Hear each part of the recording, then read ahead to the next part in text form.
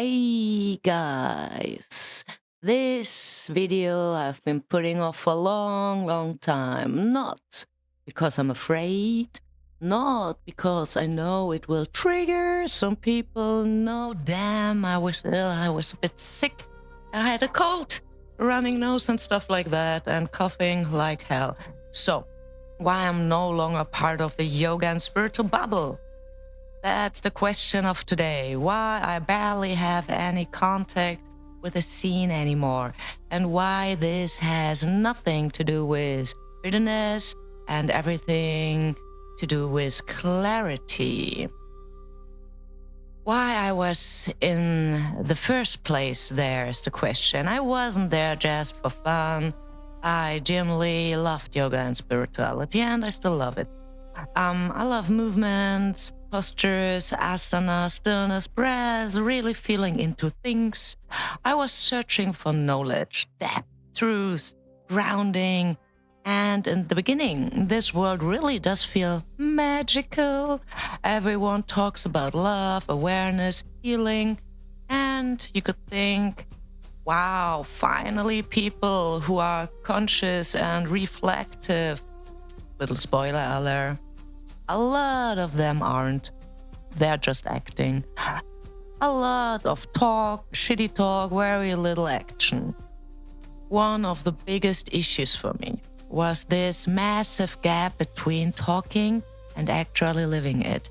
Everyone talks about mindfulness, awareness, but almost no one practices it. Everyone talks about letting go of the ego, but the moment you stop clapping or agreeing, things get uncomfortable really fast. Everyone talks about healing, but if we're being honest, many people are just stuck in permanent self-optimization in their own trauma bondings and call that spirituality. Yeah, you can't work on the same issue for 10, 20, 30 years and at the same time tell others your awakened consciousness. At some point I thought, if there's so much talking, why is there so little real change in everyday's life? I was a bit wondering. Another big point was obedience and guru vibes. What really pushed me away was this blind obedience. Teachers are not questioned. Retreat leaders are untouchable. People project wisdom onto others just because they speak calmly or burn incense or look good, I don't know. What shocked me was how quickly people give up responsibility, their own decisions, their own boundaries, their own thinking. When someone says, this doesn't feel right to me, the answer is immediately, that's your ego. Or another nice quote, you're just not there yet. Okay. That's not spirituality, by the way. That's a power imbalance. Another good point is the great Delulu land. Yeah, I'm saying this very intentionally. Delulu land. Not everything is a sign. Not every toxic situation is a karmic test. Not every boundary is a closed heart. Some things are just unhealthy. Period. But in the scene, everything gets reinterpreted. So nobody actually has to take action. Instead of therapy, there are mantras to chant. Instead of change, there are moon, sun, stars rituals. Instead of responsibility, there are energy explanations. And so many times I just sat there thinking, this isn't healing. This is called avoidance, and maybe trauma, action, I don't know. A really big reason for me was the commercialization and the high prices. Yep. And then there's the money topic. Here we go. Wow, who's wondering and surprised? Everyone talks about abundance, but only if you pay. And if you pay a lot for your coach, for your training, for the workshops and your teacher trainings. Trainings that cost several $1,000, euros, wherever, with very thin content. You find them all in books. You don't have to pay so much for this knowledge. Retreats with prices where you think, wait a minute, who is this even for? And the worst part is that hope of the people got sold. If you're not progressing, book the next module. The next workshop is waiting for you. If you're still suffering or sad, depressive, oh, you need another certification. If you're doubting, you're just not committed enough. That's not spiritual at all. That's marketing. That's business.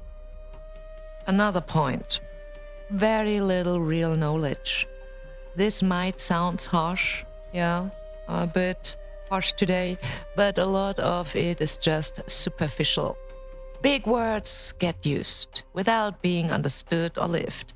Trauma, nervous system, regulation, integration, open your heart, breathe. Sounds great, right?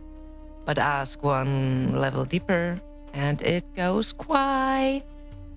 I've noticed so often how little solid knowledge there actually is and how much is just recycled Instagram quotes. And still, these people present themselves as teachers. That's fucking crazy. If you're not constantly present, you're out. That's another big point. Something that personally hurt me even was this unspoken rule that if you're not constantly and always showing up, you disappear. You're not visible for them. If you don't book every retreat, chill with them, don't attend every event, aren't always present, suddenly you're invisible. Or worse, suspicious. They call it commitment, but what they really mean is loyalty, blind loyalty, that has cult-like traits. No need to sugarcoat that shit. And there we are at the next point, cult-like behavior. Yes, I'm saying it on purpose. Not everything and not everybody is like that, but enough black sheeps are around there. Separation from the outside world. We are more conscious than the others. We are more enlightened than the others. We hold the tradition more than the others. If you leave, you're just not ready yet. Criticism is seen as an attack, questions as resistance, boundaries as ego. And at some point I thought, wait a second, this isn't a free space. This is even not a safe space. This is a tight one. Let's move on to the other big questioning point I have. Bad intentions and abuse of power. Yep. Not everyone, of course, but enough. There are always black sheeps around. Emotional dependency, spiritual superiority, boundary violations that are sold as healing. And when someone speaks up, there's silence, or it gets minimized. That's where I'm out, to be honest. Not with me. This was also exposed months ago by the YouTuber Rebel D is his name, I think, in his video about an alleged healer or therapist named Vadim blah blah blah. I can't remember his last name. Others have already spoken out and up about Kundalini Yoga and the Bhajan and his bad side and deeply corrupt methods. And honestly, by now it should be common knowledge when it comes to Bikram or Sadhguru as well. They are not so nice like that. But people don't really check these methods or teachers. They run straight toward them, submit themselves, almost as if humans are always looking for someone to obey. It resembles MLM behavior, you know, and sometimes something much darker. Because the nicest thing you could maybe say about some of these teachers, schools, or methods is that they are just a business model, but not spiritual. And at all, its unethical and immoral depths often go so much deeper than than what we even see at the surface.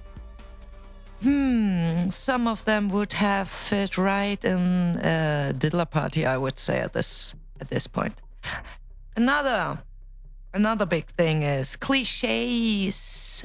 Your look and appearance. Yes, nobody says it loud, but it is like it is. And then there's something almost no one really loves to hear. Looks matter. What is your weight? Are you blonde enough? Are you beautiful enough? Here we go, because in this bubble, it's really important too. A certain look, a certain style of clothing, a certain way of speaking. If you don't fit in, no worry. You don't fit in, you're out. That's simple and easy. And it's pretty ironic for a scene that claims to be beyond superficiality. I think the reason why I left this obviously, I didn't laugh because I hate yoga, no. Or because I reject spirituality, not at all. I love it, still love it, but it's so personal stuff. I left because I want to stay real, because I don't want anything to do with rob behavior, because I don't want to lie to anyone, and I don't have dark intentions. I don't do it for the fucking money. Even yoga can be used for a purely harmful purpose. I'd rather practice quietly than preach loudly. I'd rather take responsibility than explain everything away with energy. Oh, your bad energy? No, not at all. I'd rather be uncomfortably honest than comfortably spiritual lying. I found my path outside this fucking bubble, and it feels calmer, clearer, more real. So at the end, if you're still in it and you love it, and it genuinely supports you, okay, truly okay, go ahead. But if you notice that you're making yourself smaller, that you're abandoning yourself, that you're afraid of being excluded, or that someone act not ethical, moralic with you, then you're not wrong, the system is. And that's what I wanted to say. If you recognize yourself in it, you're not alone. So, thanks for listening today. I would appreciate it from the bottom of my heart if you write a comment or give me a thumbs up, and see you around.